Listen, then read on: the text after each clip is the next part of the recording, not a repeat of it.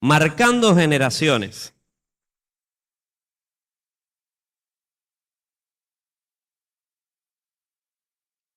Cuando la hermana nos estaba preguntando,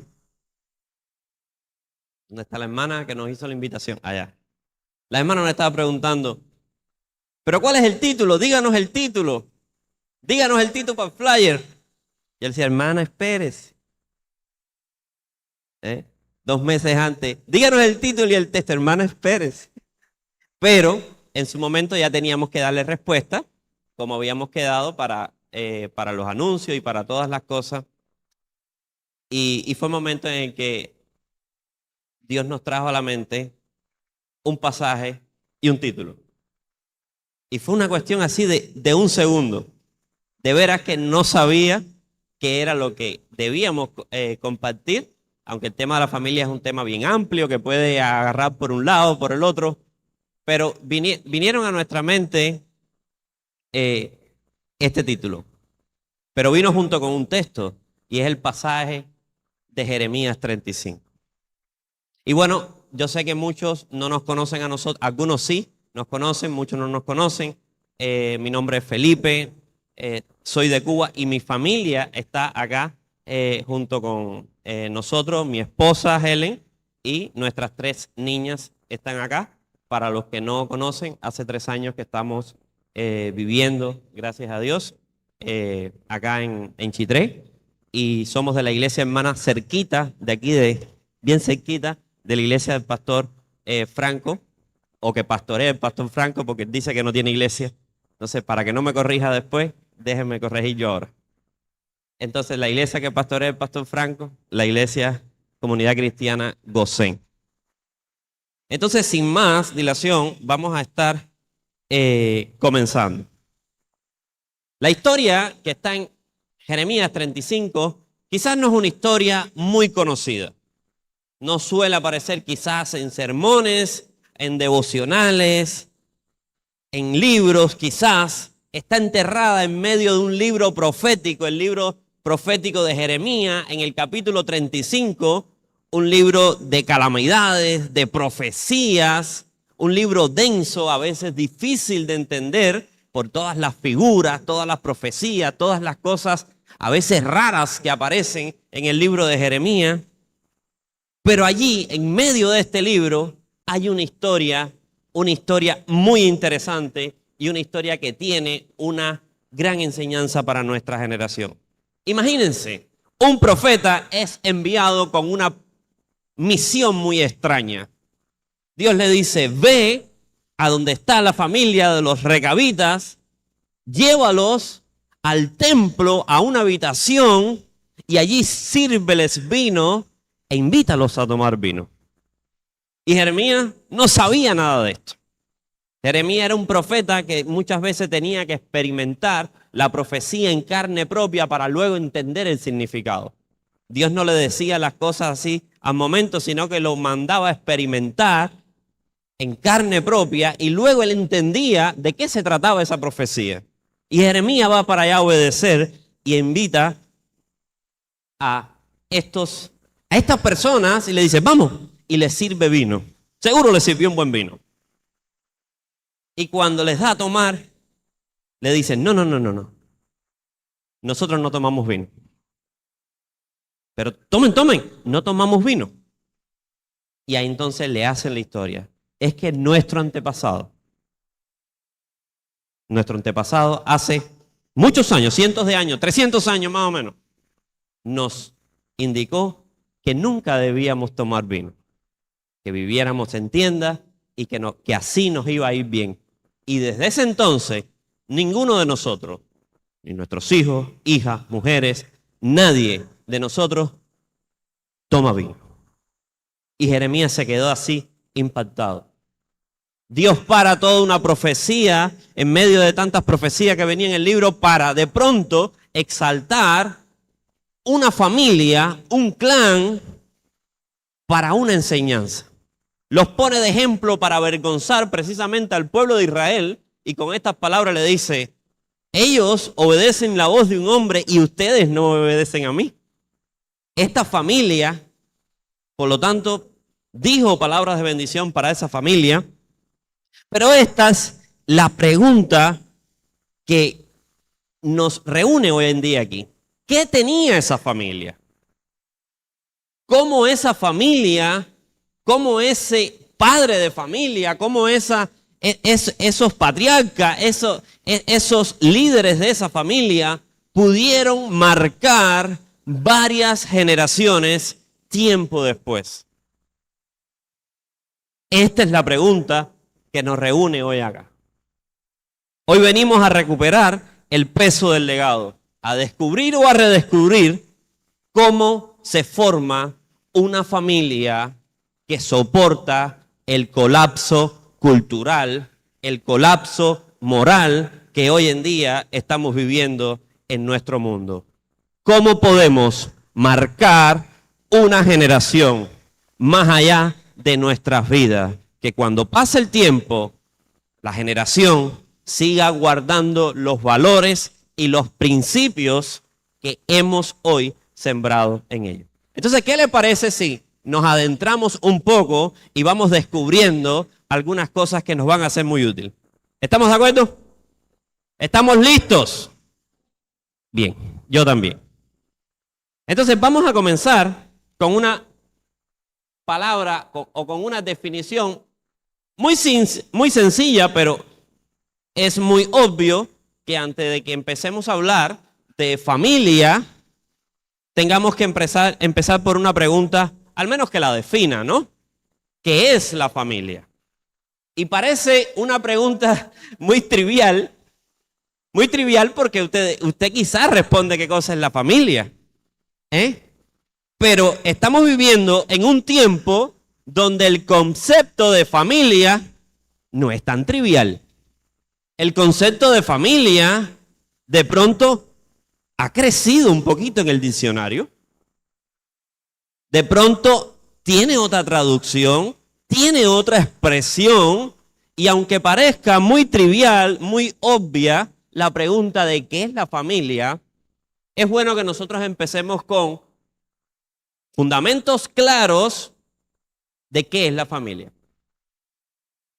La familia es la primera institución que Dios creó después de crear el mundo, de crear al hombre y la mujer. Es la primera institución de Dios. ¿Se habla de instituciones? Sí. Se habla de la institución de la iglesia. El trabajo también es una institución y lo inventó Dios. Pero la familia es la primera institución. No es un concepto secular, no es un concepto trivial formado por un diccionario hoy en día o construido por un grupo de sociólogos, ideólogos que tratan de definirla. La definición la encontramos en el inicio de los tiempos, en el inicio de la Biblia, al inicio del hombre. Dios creó la familia. Y esta familia es la unión de un hombre y una mujer. Y los unió Dios, hombre y mujer. Y lo que Dios unió, el hombre no los separe. Los unió para siempre con una visión y un propósito eterno, futuro, pero los unió también para procrear hijos.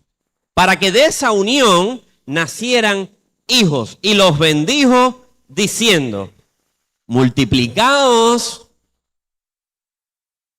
procread, multiplicaos y llenen la tierra. Entonces los hijos son una bendición. Los hijos forman parte de la bendición que Dios regala a este mundo.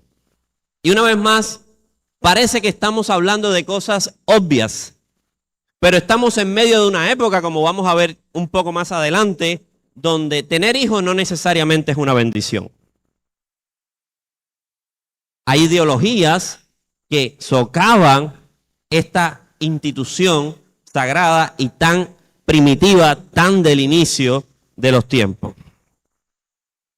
Ahora la familia, por lo tanto, se constituye en la base, en la célula fundamental de lo que es la sociedad. La sociedad está formada por familias que por supuesto a su vez están formadas por individuos, pero la familia viene siendo esa base, esa célula fundamental de la sociedad. Por lo tanto, como dijo alguien, muchos quizás han escuchado de Agustín Laje, un politólogo, sociólogo, que si Dios va a salvar la humanidad y la sociedad, indiscutiblemente, la salvación de la sociedad pasará por la salvación de la familia.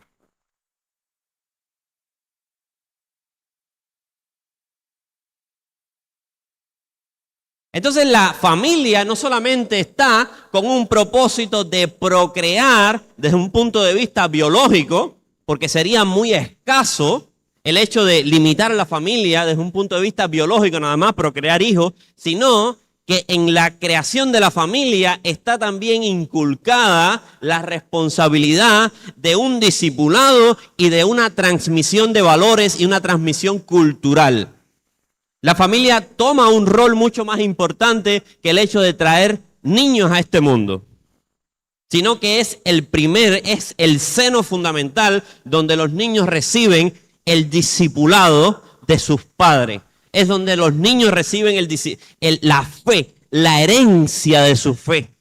Donde los niños reciben no solamente la leche que mamá amamanta, sino que reciben también la cosmovisión, la teología, reciben su relación con Dios, la heredan a través de sus padres y luego practican esa fe.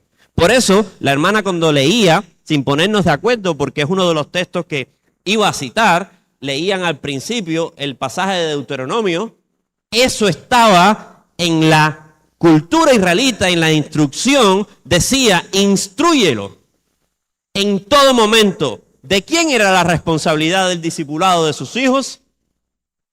Eran los padres quienes instruían a sus hijos en el campo, en la ciudad, en todo momento, al despertarse, al levantarse. Entonces la familia es el seno no solamente donde se traen nuevos niños al hogar, al mundo, sino también es el seno de instrucción, de valores, es el seno del discipulado, es donde se inculcan los valores. Y usted verá por qué todas estas cosas, que una vez más son definiciones básicas de la familia, toman mucha relevancia e importancia en estos tiempos.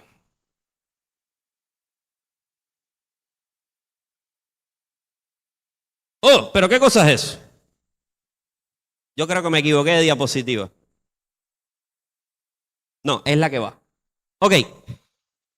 ¿Cuáles son los retos actuales de la familia hoy en día?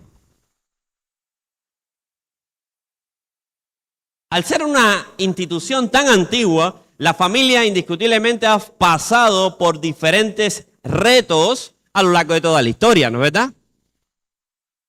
Y de alguna forma u otra ha sabido cómo adaptarse, cómo resistirlos, y gracias a eso estamos nosotros hoy aquí. Somos el resultado también de una generación anterior y anterior que de alguna forma ha hecho lo mejor que ha podido para que nosotros estemos aquí. Mi fe es una fe, como tal parece, de bíblica, de Eunice, Loida, es una fe de mis padres, que me la inculcaron y hoy en día soy el fruto, soy una generación marcada por mis padres. Pero cada época, cada generación ha tenido sus propios retos. Pero ¿cuáles son los retos nuestros hoy en día? ¿Cuáles son los retos que tenemos planteados nosotros como familia en este siglo XXI, en un mundo que introduce cosas, cambios, ideas muy rápido y se difunden muy rápido? A diferencia de otros tiempos, donde para que llegara una carta, un mensaje, una cultura, una idea de un país, tomaba mucho trabajo, tenían que conquistar, tenían que trasladarse, pero hoy en día uno capta una idea, uno capta una filosofía sencilla, tan rápido como abriendo el celular, ya está impactado por una forma de pensar. no importa la distancia.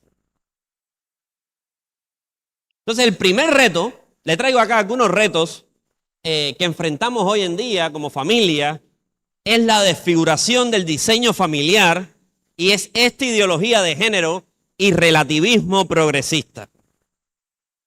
Todas estas corrientes actualmente, corrientes de nuestra actualidad, están tratando de desfigurar o deconstruir lo que es el diseño original de la familia tal cual Dios la creó. La llamada ideología de género expresa que el género como tal no es algo biológico, no es algo con lo que tú naces, que tiene tu identidad, que Dios decidió, sino es una realidad o una idea construida socialmente, de modo que puede cambiar, de modo que es variable, que es relativa al entorno donde estás. Por lo tanto, está negando esta complementariedad entre varón y mujer, tal como Dios en el inicio lo fundó. Varón y hembra, y tal como Jesús en el Nuevo Testamento reafirmó, sino que varón y hembra Dios los creó y Dios los unió. Ahora, pero también este progresismo, estas ideas progresistas de hoy en día han tratado de relativizar o minimizar la importancia del matrimonio. Con ideas como, ok, ¿quieres casarte? Cásate. ¿No quieres casarte? Pues no te cases. Como que el matrimonio más bien es algo, un acuerdo más a conveniencia, algo más sentimental y menos relacionado con responsabilidad.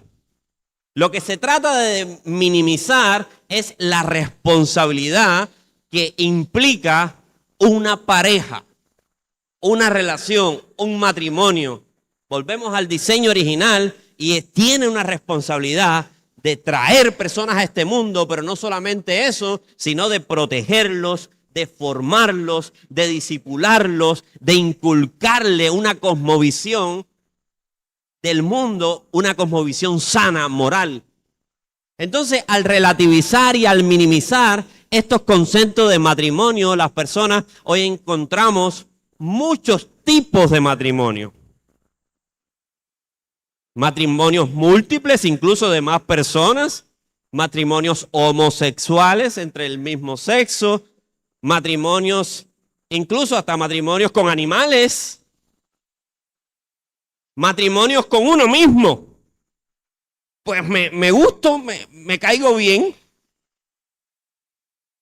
Matrimonios con muñecos, objetos inanimados, con una escalera, con un bafle, con un piano, con un micrófono.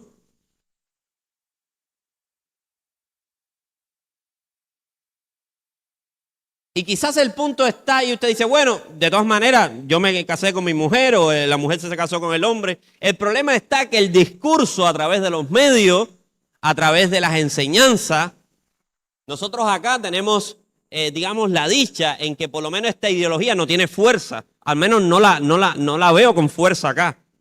Es difícil ver esta expresión, o quizás en las escuelas es más difícil.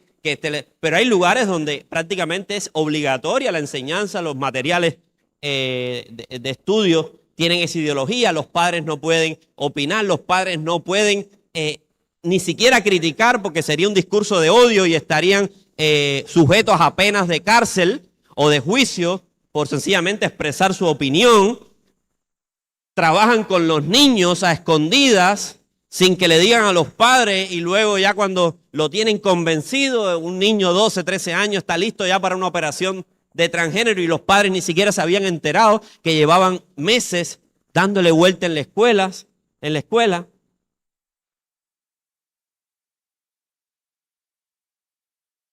Entonces hay toda la palabra, como decía Laje, reingeniería para cambiar, redefinir lo que es la familia. Y el peligro de todo esto es que nosotros, escuchándolo tanto y tanto y tanto, llegue a parecernos normal. Porque usted escucha algo tanto, hasta que llega un momento que le parece normal.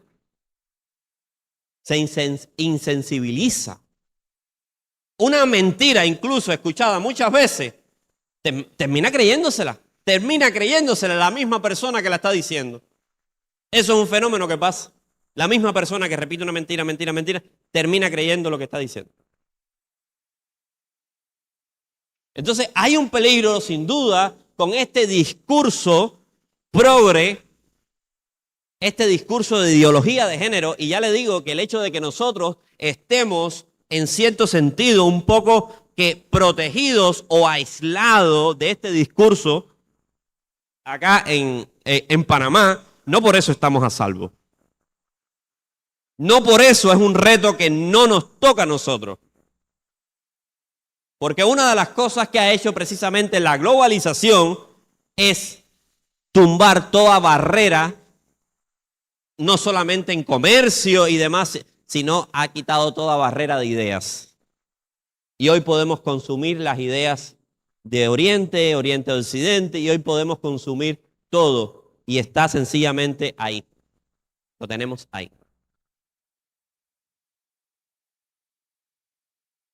Algunas de estas ideologías incluso presentan a los hijos como una carga o como un daño climático incluso, que tener hijos daña al planeta. Dándole valor muchas veces más a las mascotas que a los propios hijos. ¿Le parecen extremas las ideas? Pero son ideas que están caminando en toda esta corriente progresista y de ideología. Feminismo radical que ha puesto a los hombres o a las mujeres en contra, demonizando el rol del hombre, hombres contra mujeres, y todas estas cosas son cosas que han debilitado los lazos de la familia. Son intentos para destruir la célula más fundamental de la sociedad, que es la familia. Buscando de esta forma hacer que la familia sea desintegrada en un individuo. Y un individuo solo es más propicio, es más débil, es más vulnerable. Sucede con las manadas, los animales lo sabemos. Lo que hacen cuando van a atacar, precisamente, ¿qué cosa es? Es aislar, es dividir, es aislar. Porque es más fácil atacar a alguien aislado que a alguien que está en su grupo familiar. Entonces, estas tendencias al atomizar, al dividir a la familia, lo que están haciendo es hacer más vulnerable al individuo y por lo tanto más manipulable también. Porque está fuera de la cobertura de su familia, que le provee no solamente protección en muchos aspectos, sino también le provee una capa ideológica. Una capa que es fe, una capa de valores. Al sacar el individuo de lo que es la familia y relativizar el concepto familiar, el individuo es débil, es propenso a la manipulación. Entonces, ¿hasta aquí estamos entendiendo? Gracias.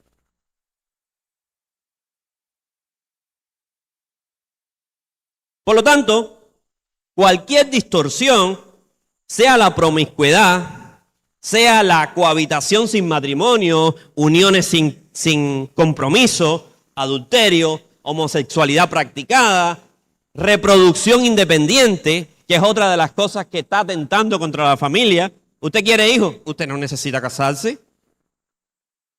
Usted, si es mujer, usted vaya a un banco de esperma y pague y sencillamente tenga a su hijo de forma independiente. ¿Quién dice que hace falta un hombre o viceversa? Usted puede alquilar un vientre, tener su hijo y pagar y que se lo entreguen. ¿Se da cuenta? Pero todas estas ideas, reproducción independiente, el rechazo a tener hijos por egoísmo, que muchos dicen, no, yo no quiero tener hijos, yo quiero realizarme. Los hijos son una carga, me quitan felicidad, me quitan plenitud. Es vista como contraria al plan de Dios para la familia. este no es el plan de Dios para la familia. Ahora, si seguimos un poquito más adelante, otro de los retos que tenemos en la actualidad es la delegación al Estado de las responsabilidades y roles familiares. Y aguántese ahí que esto tiene espina.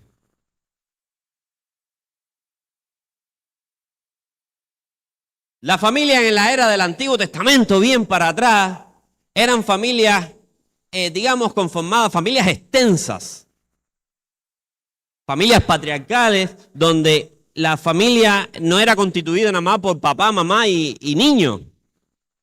Eran constituidas por papá, mamá, el hijo, el nieto, el tío, el abuelo, los hijos de los sobrinos, y eran clanes.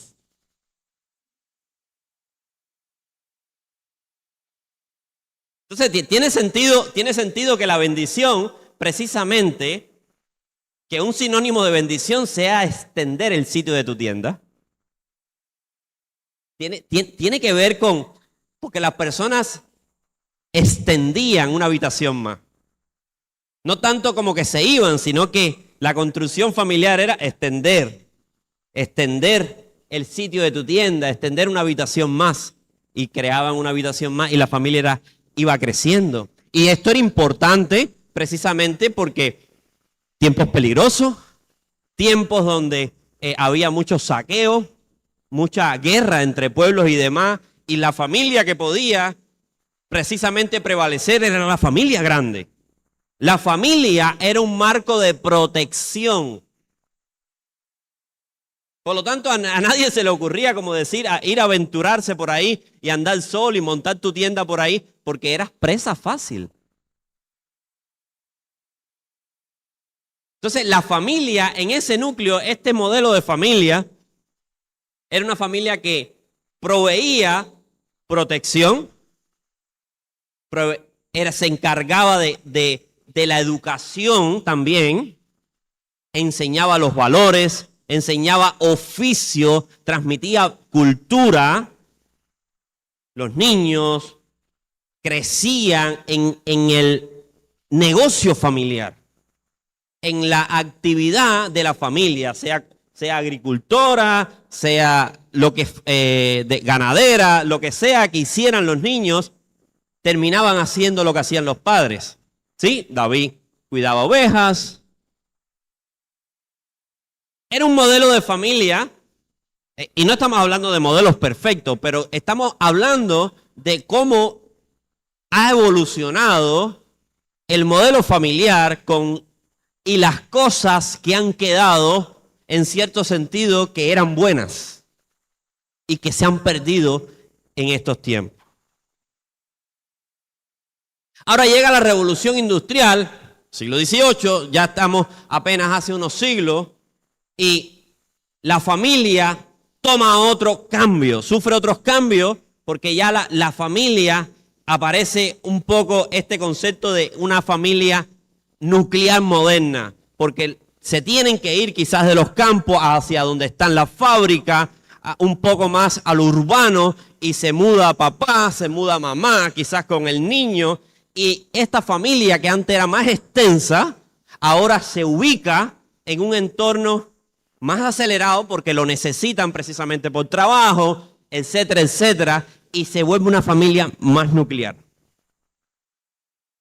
Los abuelos ya no forman parte de ese núcleo y se quedan quizás un poco desatendidos, o aparecen algunas organizaciones benéficas que se hacen cargo de estos abuelos. Y tenemos este concepto de hombre proveedor, mamá ama de casa, el niño, una familia más nuclear. Entonces, esta época trajo muchos retos, y es verdad, el padre fuera del hogar, largas jornadas de trabajo. Por lo tanto, en este tiempo aparecen por parte de la iglesia cosas como la escuela dominical, que es una iniciativa precisamente para calzar la instrucción que esta nueva familia, este nuevo modelo de familia estaba dejando sin cuidado. Padres que llegaban tarde a su casa o con toda una semana de trabajo, horas laborales demasiado largas, no podían y no estaban haciendo el discipulado o la transmisión o esa primera responsabilidad de transmitir valores a sus hijos. Y está la escuela dominical. Bueno, hasta el día de hoy.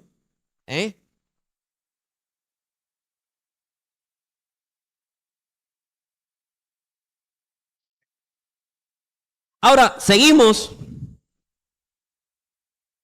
Y a mediados del siglo XX, ya en el siglo XX, aparecen otros tipos de transformaciones. Luego de las dos guerras que tuvieron, la Primera y la Segunda Guerra Mundial, se introdujeron más cambios a la familia.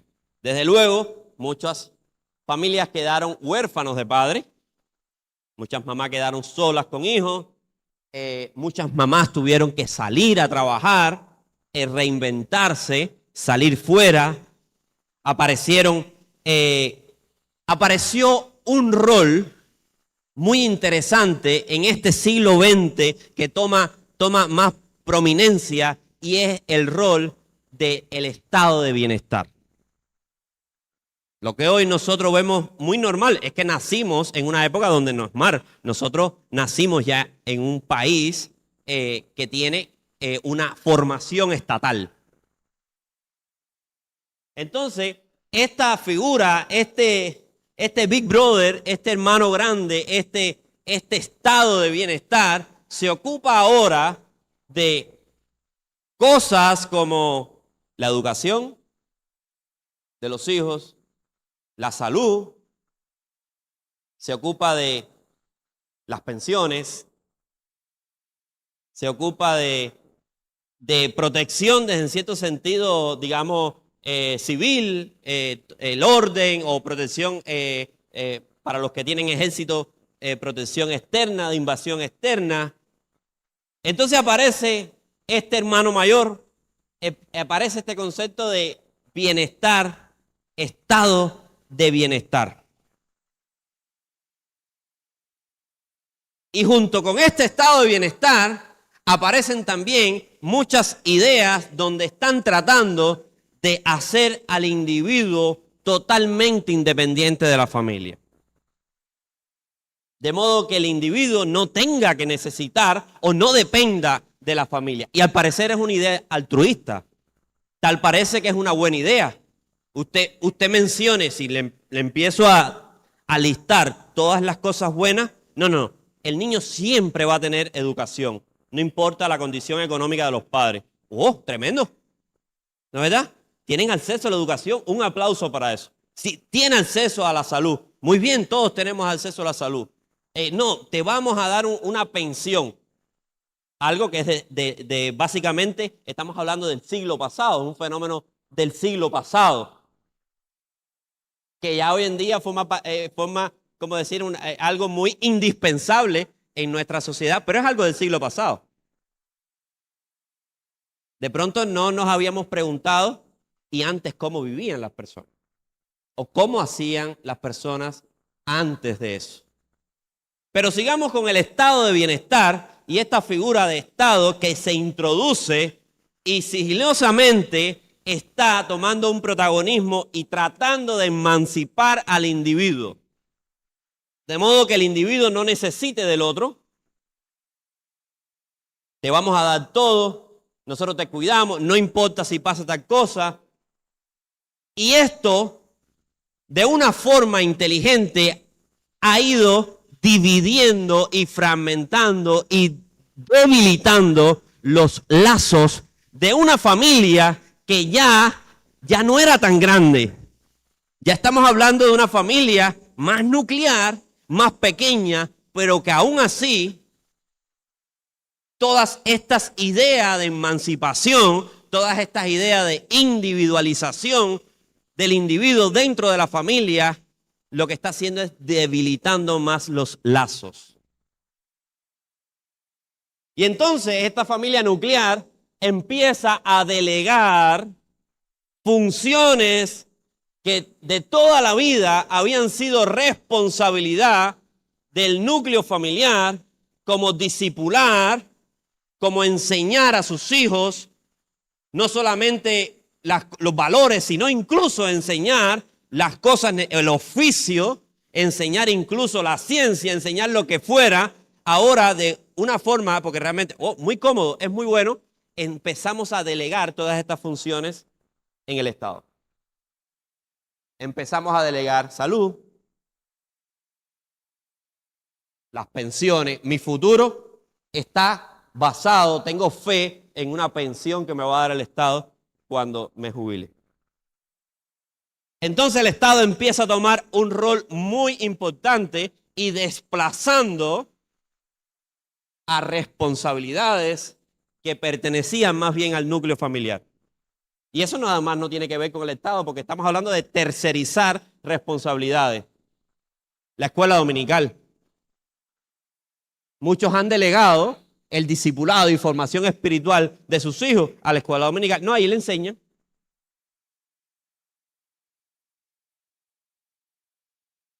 Y esa responsabilidad la han quitado. Y están delegando.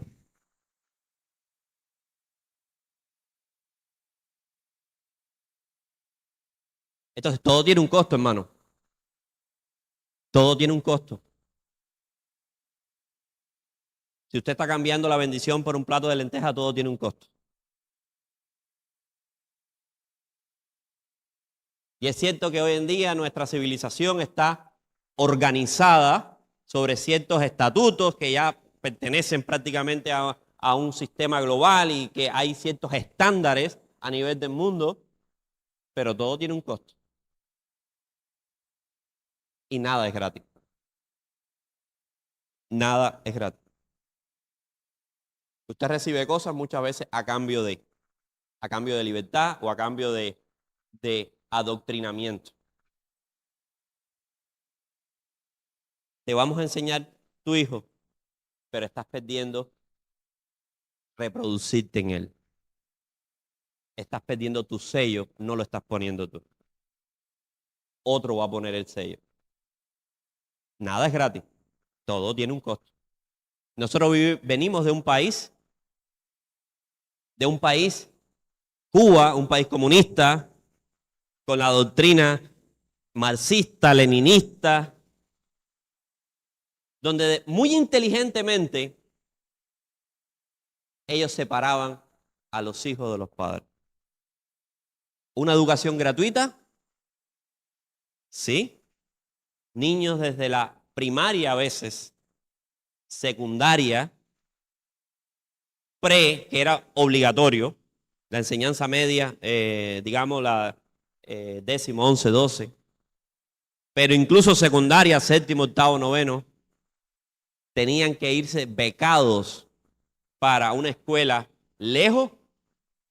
No importa si vivías al lado de la escuela, porque no se trataba de que te estamos haciendo el favor de que no tengas que viajar porque no tienes las condiciones y demás. No importa si tú vivías al lado de la escuela. Se trataba de arrebatar a los hijos de los padres para poderlos adoctrinar. Todo tiene un costo. Educación gratis. Adoctrinamiento de otro. Entonces, hijos que crecían con una ideología donde le quitaban a los 11 días, 15 días, 21 días alejados de los padres. Y luego 2, 3 días en la casa y de nuevo. Entonces, padres que perdían la oportunidad de reproducirse en sus hijos, de plasmar, de marcar, de tatuar una fe, de tatuar sus valores, de tatuar una moralidad, y donde entonces el Estado era quien no solamente enseñaba la ciencia, sino también enseñaba los valores. Entonces,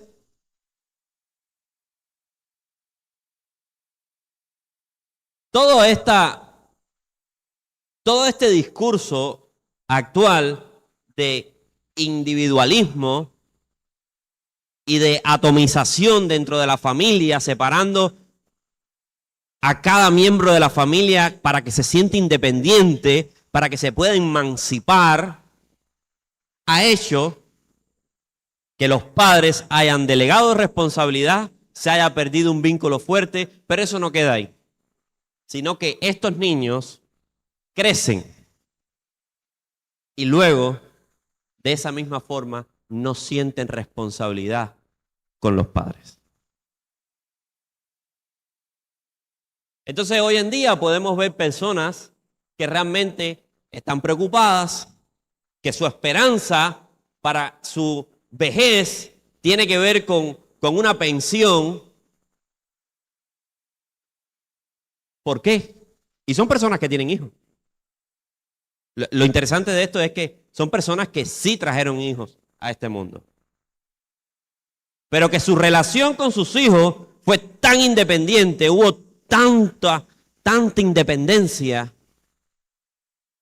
y tanta delegación, donde ahora esos hijos crecen y no sienten la responsabilidad de cuidar a sus padres.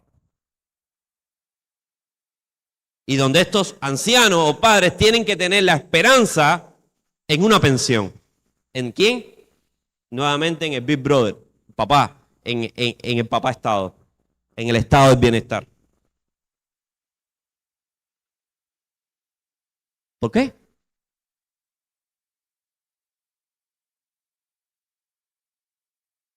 Porque la familia no está unida como un núcleo que se proteja a sí misma completamente. ¿Por qué no cuido a mis hijos? Mis hijos me cuidan a mí.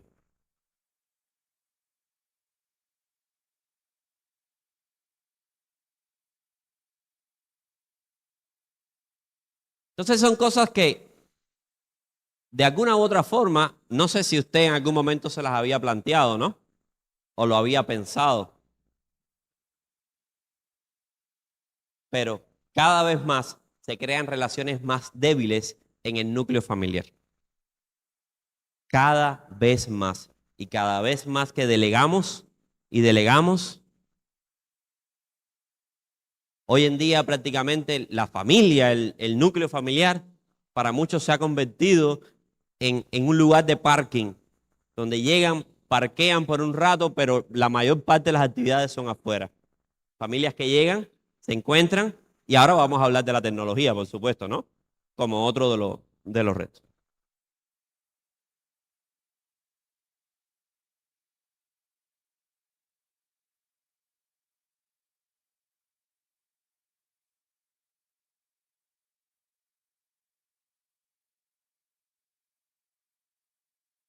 Usted me avisa cuando deba terminar. ¿A qué hora comencé? No mire el reloj. 7:30. Entonces no me queda tiempo. Ok, no se preocupe. Vamos a terminar y lo demás usted se lo pregunta al Espíritu Santo que se lo diga. Dime qué fue lo que quedó por decir.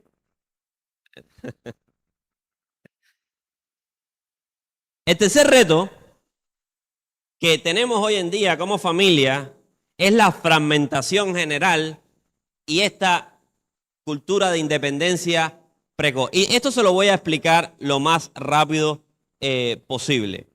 Estamos viviendo una época donde el desarrollo tecnológico ha sido tan rápido que hay una marcada diferencia entre alguien que tiene 60 años con alguien que tiene 50, con alguien que tiene 40, con alguien que tiene 20. Hay una marcada diferencia. Antes esa diferencia no era tan marcada. Las personas crecían, aprendían más o menos el oficio y no había tanta diferencia. Pero hoy en día, la persona que tiene 60 años está completamente descontextualizado en un mundo que ha ido tan rápido en desarrollo que no sabe quizás usar una aplicación móvil para hacer un pago de la corriente y del servicio de agua, y usted lo ve que tiene que ir a hacer la fila, algo que usted dice, pues yo lo pago de la aplicación móvil, no me hago la fila esa, ¿eh?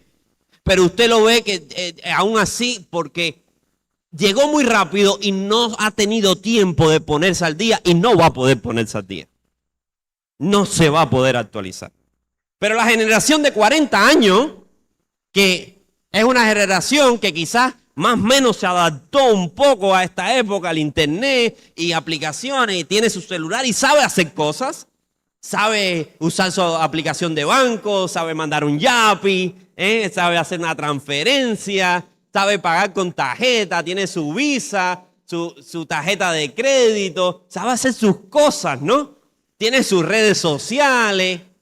Es una generación que en cierto sentido sabe hacer cosas y más o menos, pero hay una generación más acá, 20 años, 20 y tantos años, que no solamente sabe hacer eso, ya es una generación que está mucho más allá, está arriba con todas las tendencias de inteligencia artificial, que sabe crear cosas, crear cuentas, crear aplicaciones, hacer esto, hacer aquello. Es una generación y que junto con todo eso tiene otros gustos, porque cada época, cada vez más estrecha en tiempo, trae tendencia, gustos, música, cultura, y entonces, y ni hablar de la generación alfa, la última que tenemos, mi niña como de 7 años, generando imágenes con ChatGPT, sabe cómo mandar el prompt, sabe cómo decirle que se la arregle, estamos hablando, pero es que es increíble.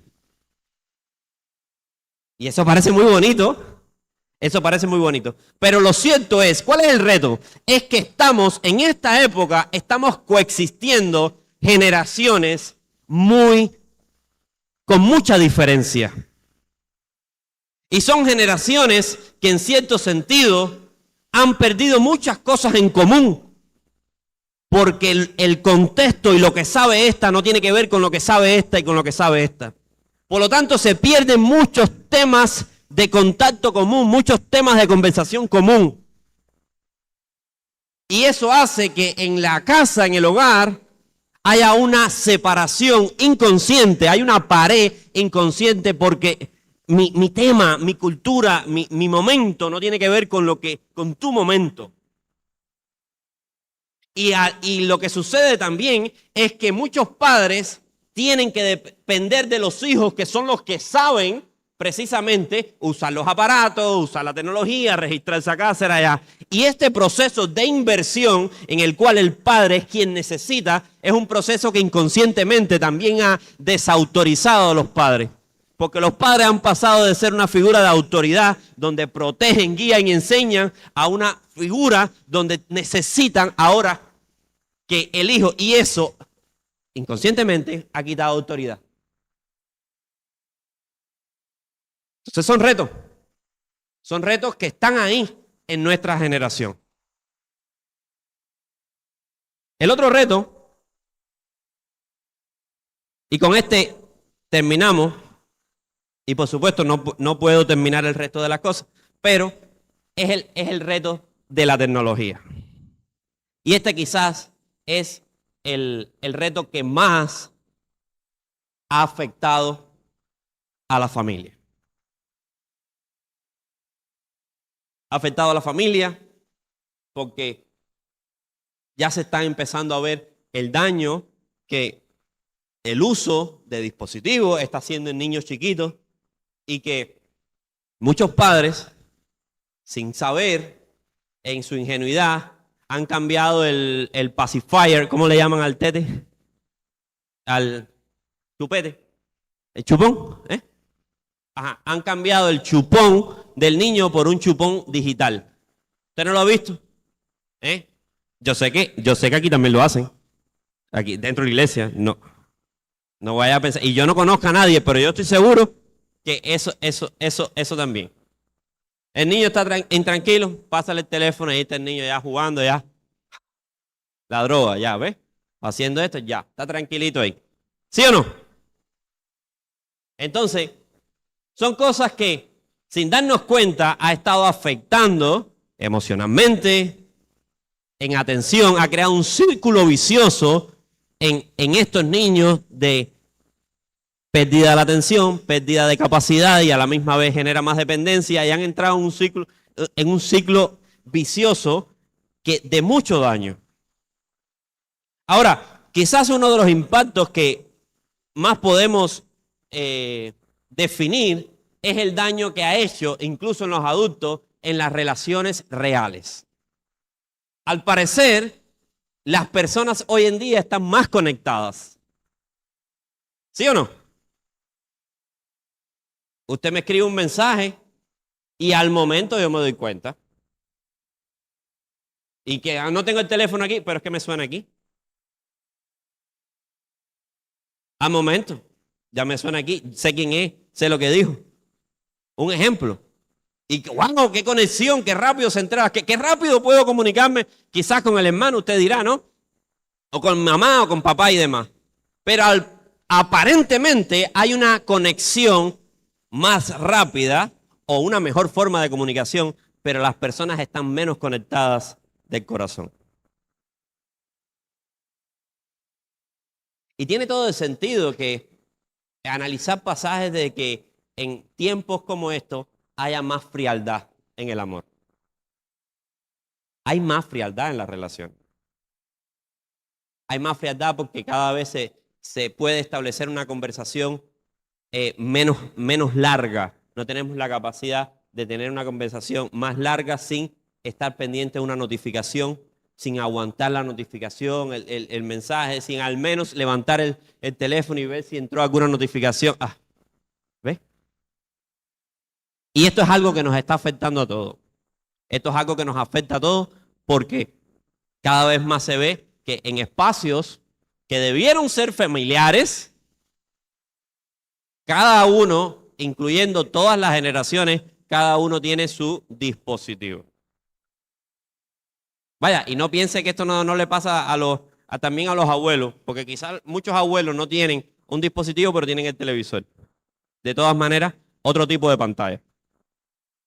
Entonces, espacios que debieron haber sido familiares, cada vez hay más lejanía, aparentemente, a pesar de que parece que estamos más cercas, que tenemos más conexión.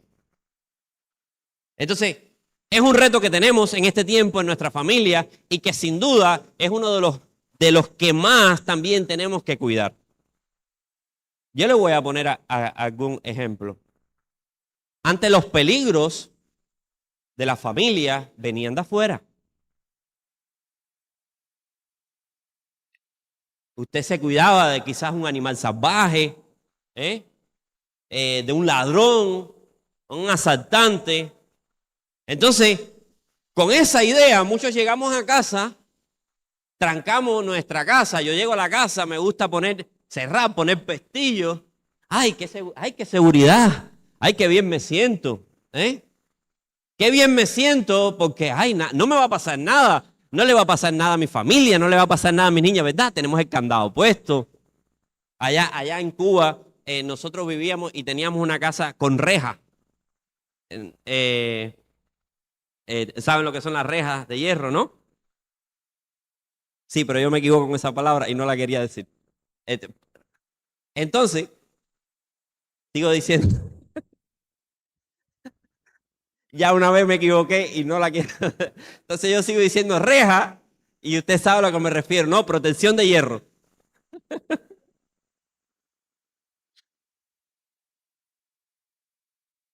Entonces, a mí me gustaba llegar a la casa y yo cerraba todo y ponía candado y ponía ese que más y ya yo podía ir y estar tranquilo y me acostaba y no importa si las niñas estaban en la otra habitación, yo tenía la casa cerrada, ¿verdad? Qué tranquilidad, qué felicidad. Y es una sensación de seguridad, pero en estos tiempos es una falsa sensación de seguridad, porque el peligro no está afuera, el peligro está adentro. El peligro está en tu dispositivo.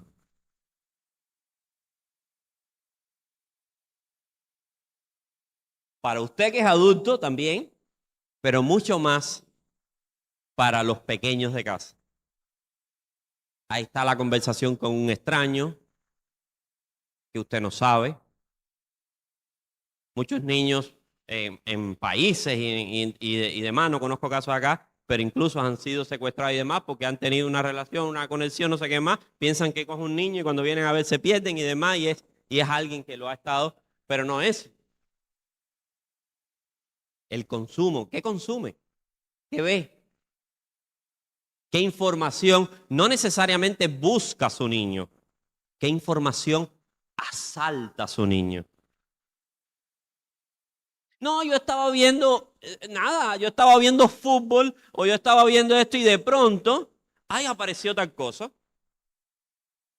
Yo estaba buscando fútbol porque no pago fútbol porque no tengo canales con ni Tigo ni Más Móvil y yo la busco por esas páginas de ahí que publican fútbol, pero esas páginas tienen que ganar de alguna forma para poderte transmitir el fútbol gratis y lo hacen a través de vender anuncios a páginas de terceros y usted entra aquí y te dice, da clic aquí para ver y esto te lleva a otra página y entre todos esos brincos de páginas publicitarias y demás, usted se encuentra cualquier cosa. O te encuentra a ti. Entonces, ¿cuántos retos tenemos como padres para cuidar a nuestros hijos con un peligro que está adentro de la casa? Y si es lo último que le puedo decir por una cuestión de tiempo, es que tenemos que abrir los ojos. Yo sé que hay muchos que dicen, yo no sé cómo hacer eso. Hay que buscar ayuda. Y la iglesia, y esto es uno de los ministerios que la iglesia debería implementar, hay que establecer control parental en los dispositivos de los hijos. ¿Qué cosa es el control parental? Es una aplicación que usted le instala al dispositivo y no importa si tiene 18 años, si vive en su casa y demás, y usted hay que llavearlo. Por ejemplo, todos los dispositivos de nuestra casa, teléfono, tablet o computadora, tienen control parental. Pero control parental es una aplicación que controla, filtra contenido, todo contenido de adulto, pornografía, noticias, todo lo que sea peligroso, bloqueado. El niño, aunque lo busque, no lo encuentra y te quita todos los rastreadores, todos los anuncios, lo quita porque indiscutiblemente hay que usar la tecnología también. Y el problema no está en usar la tecnología, sino en usarla saludablemente, en cómo la usamos. Entonces, esto es una cosa que hay que tener. Y usted se tiene que llevar esta idea, y no solamente se tiene que llevar esta idea, usted se tiene que llevar el compromiso como padre de que pronto usted va a cuidar, usted va a levantar vallado en su viña y usted va a cuidar y proteger a los suyos. Y si usted no sabe, porque es muy probable que no sepa y no pasa nada, porque está ya en la generación que le cogió un poquito tarde, usted va a buscar ayuda de alguien que sí le va a poder ayudar. Y en la iglesia, eso es una de las cosas que, como idea ministerial, debería existir. Le ayudamos a instalarle, le ayudamos a cuidar la salud digital de su familia. No solamente la salud espiritual, es que la salud espiritual se deteriora por el mal uso de la salud digital. La salud digital, el uso digital deteriora la vida espiritual. Entonces, como iglesia, pues cuidemos eso.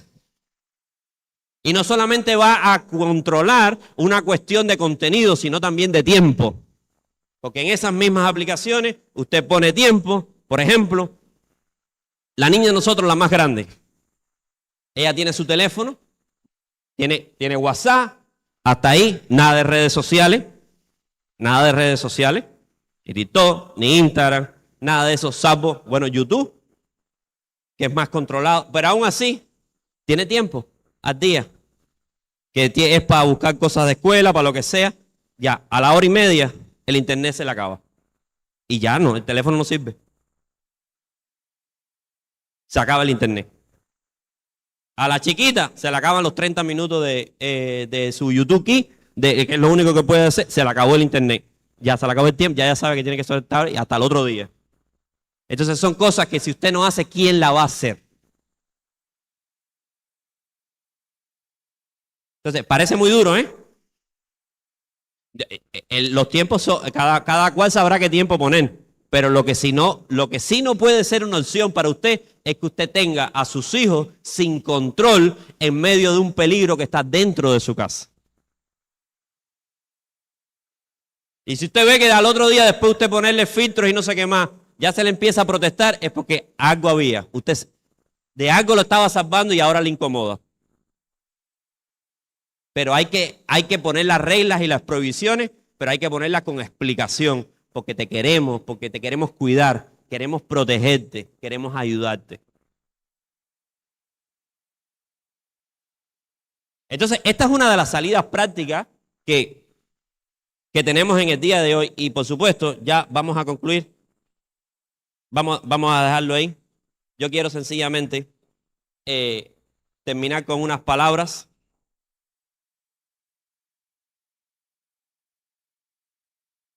Ya estamos ya en la hora, ¿no ves, hermana? Ya estamos en la hora, ya vamos a terminar.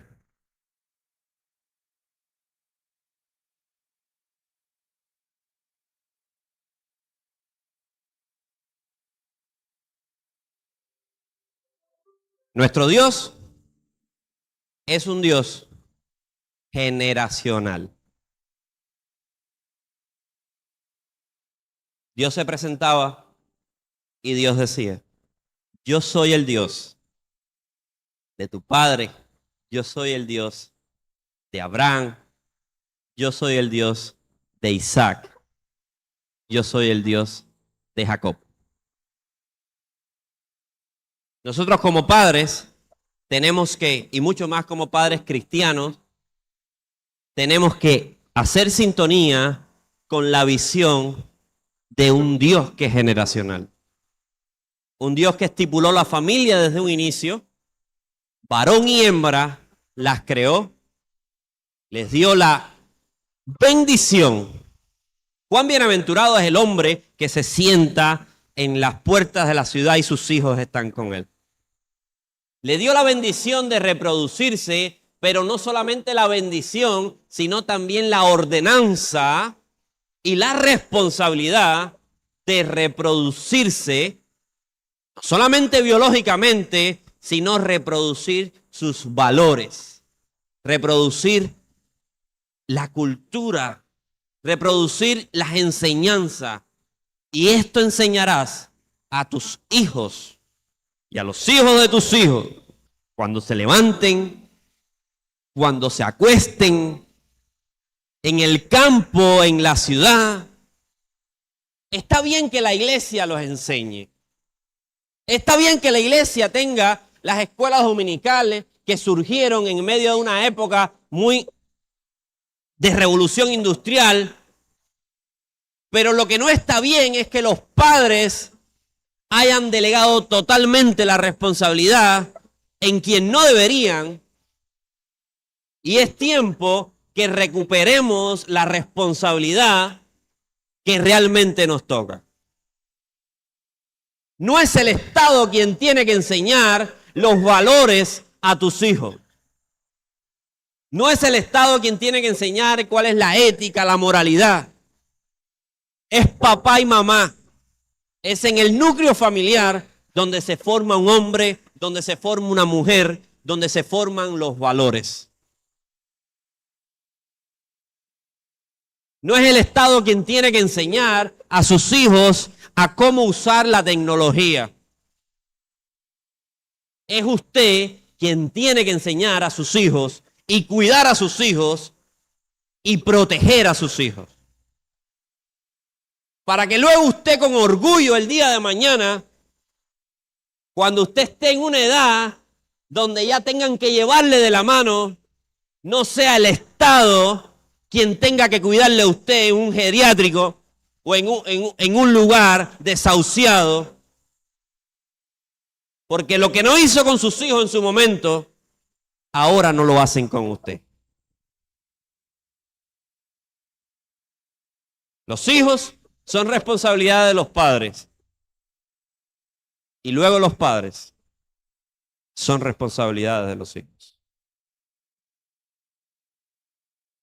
La familia es un núcleo potente y autosuficiente. Debería ser. Debería ser autosuficiente para protegerse, para cuidarse, para enseñarse, para discipularse. No debería estar vulnerable y necesitada de que un tercero tome la responsabilidad que deben hacer. Y acá yo sé que no solamente hay padres, aquí también hay hijos. Que quizás de una forma con nostalgia digan, bueno, mis papás no me han enseñado así. No he sentido eso. Quizás tus papás no lo han hecho perfecto. Y quizás tienes muchas heridas en esa formación que todavía duelen. Pero nunca es tarde. Nunca es tarde para que todos tomemos responsabilidades. Porque lo que sí tenemos en Dios son todos los recursos para sanar y para volver a comenzar.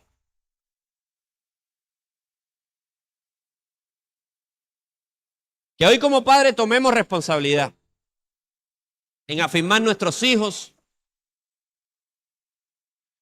en hablar proféticamente sobre ellos y decirles palabras de Dios, en no discriminarlos, en no atropellarlos, en no humillarlos, sino que los afirmemos. Muchos tienen miedo a llegar en su casa y decirle las notas que sacaron a los padres y los padres tienen que esperar a enterarse de una forma u otra. ¿Por qué tienen miedo? Porque no hay afirmación. No hay afirmación en casa. Eres especial, hijo. Estás haciendo lo mejor que puedes. Yo estoy contigo. Lo hiciste lo mejor que pudiste. Intentémoslo de nuevo.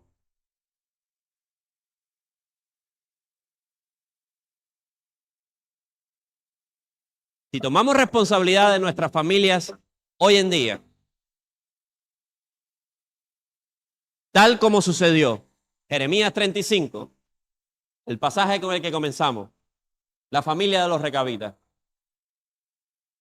vamos a estar educando a nuestros hijos con una visión generacional. ¿Cuál es la historia que quiero que cuenten de mí 100 años después? Amén. Yo creo que tenemos que parar ya. Que Dios les bendiga y que hoy haya sido noche de cambio en el núcleo de la sociedad, que es la familia. Amén.